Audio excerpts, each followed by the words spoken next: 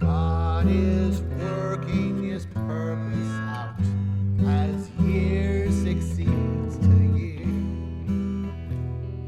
God is working his purpose out, and the time is drawing near. Nearer and nearer draws the time that shall surely be, when the earth shall be filled with the glory of God as the water covers the sea. From utmost east to utmost west, wherever feet are trod, by the mouth of many messengers goes forth the voice of God. Give ear to me, ye continents, ye isles, give ear to me, that the earth may be filled with the glory of God as the water covers the sea. What can we do to work God's work, to prosper and increase the love of God in all mankind, the reign of the Prince of Peace? What can we do to hasten the time that will surely be, when the earth shall be filled with the glory of God as the waters cover the sea? Hallelujah. All we do is nothing worth unless God blesses the deed. Vainly we hope for the harvest time, till God gives life to the seed. Yet nearer and nearer draws the time that shall surely be, when the earth shall be filled with the glory of God as the waters cover the sea.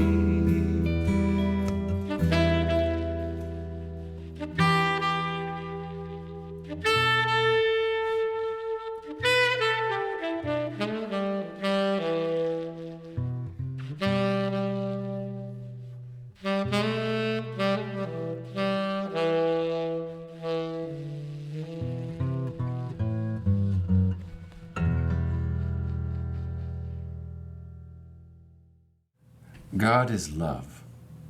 Whoever lives in love lives in God, and God in them.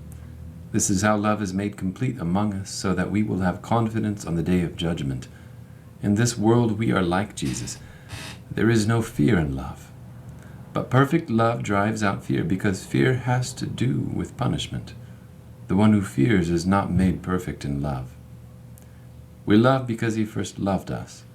Whoever claims to love God yet hates a brother or sister is a liar. For whoever does not love their brother and sister whom they have seen cannot love God whom they have not seen.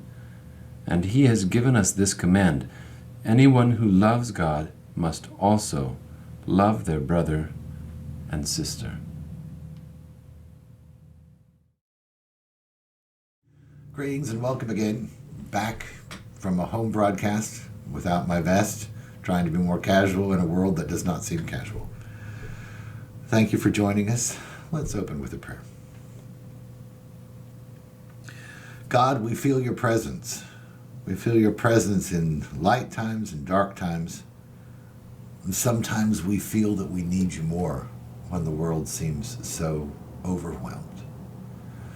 Be with us in these times, close, deep in our heart, to give us calm amidst the storm, to help us know that we can walk through fear to hear and feel your voice saying, peace, be still. To understand that in these turbulent times we can be the solvers and the peacemakers, not just to distract ourselves, but to really make a difference in a world that truly needs. Be with students who are studying at home. Be with elderly and frail who are trapped at home. Be with people who, because of what we must do to stay healthy, are totally isolated except through a window, a glance, or a computer screen. Help people feel you tangibly in these times. Help us be an instrument of that and a beneficiary. And thank you for allowing us to snuggle in your palm. Amen. Love and fear. It's so strange how that works. Had a couple of notes about the virus and whether it was a punishment, about why during these times do people become more prejudiced. And I think topically, if you think about the news, there was just an instance where a Chinese family was actually hurt because they were Chinese. All the pressures that go with blame on this virus. I did hear the other day a couple of people that on the internet that I really do respect who were saying that maybe God was trying to wake us up or punish us. Or why does rain fall on good and bad alike? Why does it do that? And how does that and love relate? It's a real good question. I'm sure there are people out there that one could say deserve some of this, I guess. But that's a big judgment call. Rain falls on the good and bad alike because it does. Of all the things, at least in my lifetime, and I think I've seen impact the whole world in the same way, this is one of those things. Nothing is as it was just a month ago, anywhere. People are sort of trapped in and trapped away from one another, everywhere. What we were experiencing here in Ottawa, Kansas, in Franklin County, is what you're experiencing in Maricopa County in Arizona, is what folk are experiencing in Wisconsin, what people are experiencing not just in this country but others. We're conjoined then in this human sense, but it's not the pervasive feel of love. It is the feel of fear. Wow. Does that bring us together? Well, sometimes it makes you beat up Chinese people, I guess. How then do we override those tendencies? How do we find a way to transform fear into perfect love? We just heard that scripturally, those are the kind of things that help us be able to appreciate the love of God, to have the depth to do it, to work past the fear and maybe the blame of whose fault this is, to be able to understand that probably we should not be casting that first stone. How then can we overcome fear and better yet transform it to love? Now, certainly you have listened to me enough, those who are returning, to know that I believe it means you should do something to find a tangible way to be the hands and feet of God. For those of you that are Christian, you know I hold you accountable to that portion of Bible practice. And for those of you who don't consider yourself Christian, I hope that you hold us all accountable to it. Because this is a time when we are called to make a difference. Last season we talked about one of the things that happened with the spread of Christianity was the plagues. And that during those times, this sect of people, these Christians, were incredibly brave and so enamored with their God and his concept of love that not only would they help the sick and the dying that were their friends and that they knew, they would help the sick and dying people that not only did they not know, but many times had persecuted them. And that made a huge impact. I struggle myself right now with taking those risks. How much risk is involved then in trying to make that difference? And I'm sure a lot of you do. I don't know that I'm ready to be a martyr, and I don't know that I'm called to be. But I do think that I'm called to make a difference. And I think that if I'm not careful staying inside, what I find is I get myself pretty paranoid with going out. Everything seems incredibly risky. I start worrying about everything. Did the person who made my hamburger at the drive-thru actually really wash their hands? And what if they have a cold? And now if I'm delivering said hamburger to someone who's shut in, now I've maybe delivered something, I can second guess myself from doing anything except staying in, except that I will be stir crazy and I won't feel that I'm actively serving God's plan. It's got to be more than me just staying in. Even me being on videos, for those of you that know me some, know that this is not my medium. Technology fears me. Yet, I must stretch out through it because it's the only way I can connect with you. And I must find a way to do something tangibly to help my neighbors here because it's the only way that I can stay sane and to feel that I'm still serving God's purpose. So let's talk about a charge. I certainly would encourage you, if you've not, to check out some of the other shows that we have on this particular channel that we are building. Some wonderful things for you to make, crafts, and I am not crafty, things that you can make for seniors, things that you can make for kids, things that you can make with kids that really are tangible and cool. They serve function, they serve purpose, but they also become seeds of hope. If you have a little extra time, one of the things that we would encourage you to do, no matter your location, is to check out some of these projects and to spread them out. We have a really interesting project, which is a wind chime made out of keys, and it's designed to be mounted if someone is frail and elderly and you're doing home deliveries so that you can know where their house is, but also for them to look out the window and have a little smile and know that someone cares. Additionally, if someone is in a nursing home, and I know a lot of us are dealing with that, and you have to look through a window to see them, it gives you a chance to give them a more constant reminder to say people are thinking of you.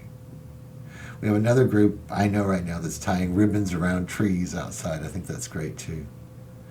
Those are the things that transform fear into love. It's tying the yellow ribbon around the old oak tree. It's the ability then to make tangible banners at a time that needs a little light, and to show that no matter where we are in the whole world, we can find these things that can join us to share each other's perspective, not each other's fear. We know what it feels like because we're all under threat, and there's really no one to blame, and there's no one who probably deserves it. Once we move past that, how do we show our unity then? Not just through videos, but through life. How do we have the ability to find routine that we know that when we're doing something here, someone else is doing it across the world, or at least across the pond? How do we share those ideas so that people who don't know what to do can tie a ribbon or make a wind chime? So, your charge for this week and for all weeks future is, please let us know what ideas you have. Let this be that interesting 2 or 3 gathering where we can share those ideas. Best practices. You can even shoot, we're doing stuff with phones. Shoot a film, send it in. We'd love to see some of the stuff that counteracts what we see on the news right now, which is death tolls and people locked up.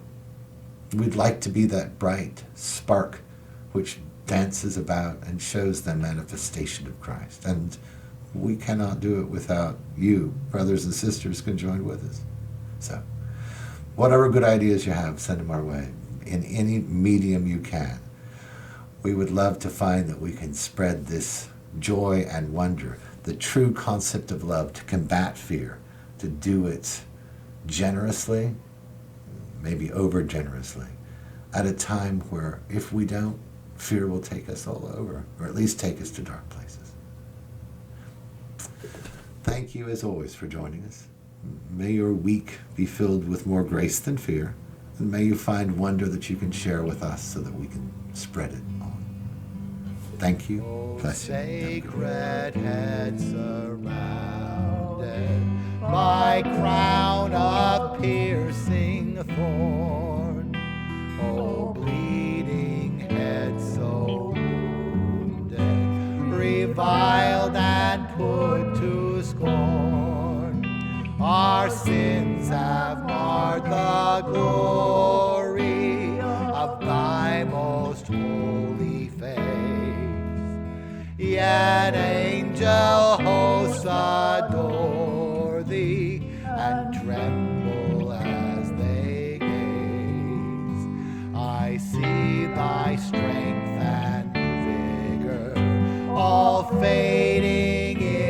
the strife.